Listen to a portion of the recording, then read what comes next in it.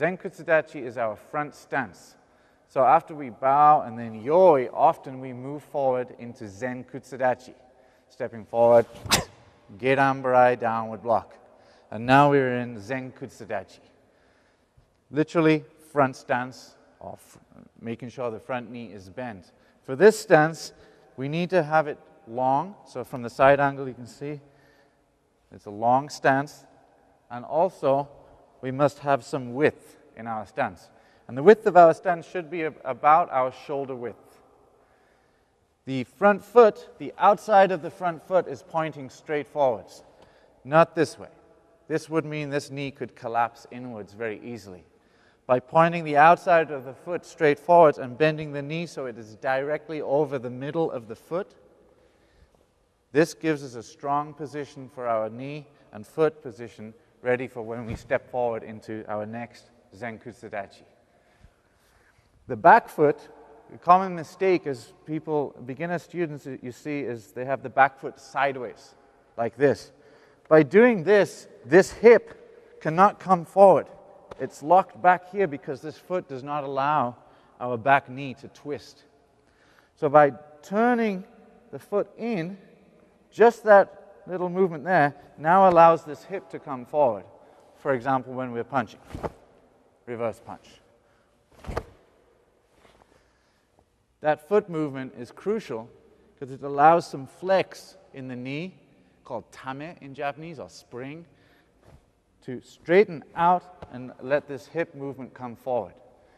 So the rear foot is probably at about a 45-degree angle or less. Definitely not a 90-degree angle this way. This would be a mistake and would not be very good for your knees. So once again, you have the outside of your foot straight forward. The knee is bent directly over the front foot. And then the back foot is at a 45-degree angle or less, allowing your hip movement to come in and out. If I were to drop my knee to the floor just to check your length, an easy test is to drop your knee directly to the floor and then place 1, 2, or at most 3 fists straight from your knee forward, and then you should be in line with the heel of your front foot. This is a good test to see if your stance is the correct length.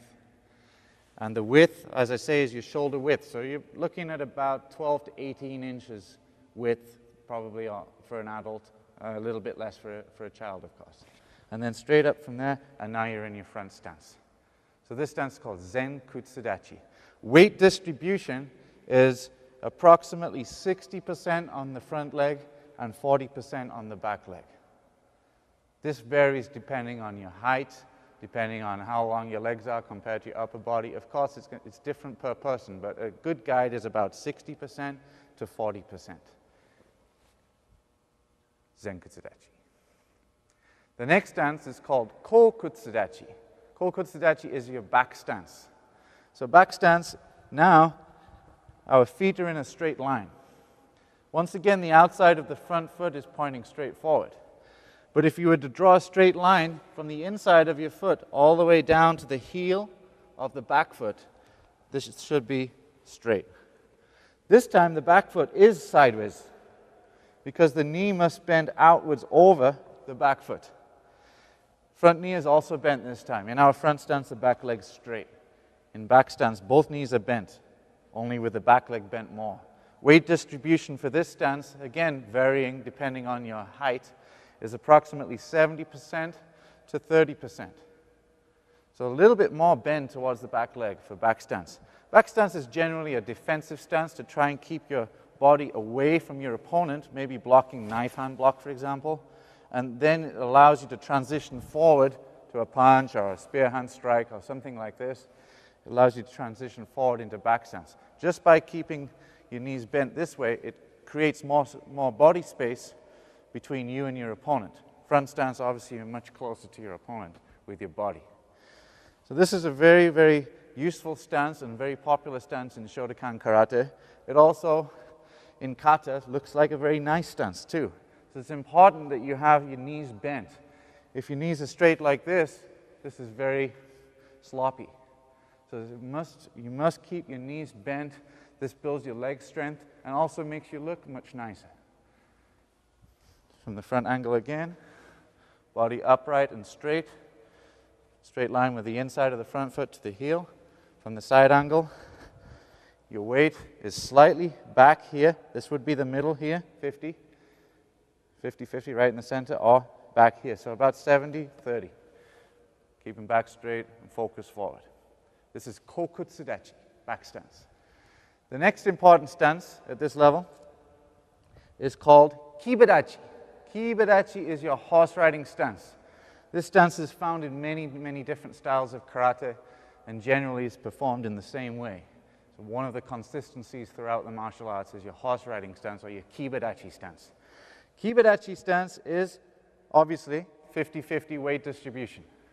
Again, the outside of the feet would go in parallel lines straight forward. Whereas if you drew a line from the inside of your feet, they would actually meet at some point in the distance, making a triangle. But the outside of the feet are parallel. The reason for this is to help you grip the floor with your feet, to provide stability, and two, to allow your knees to bend outwards. This is an outside tension stance.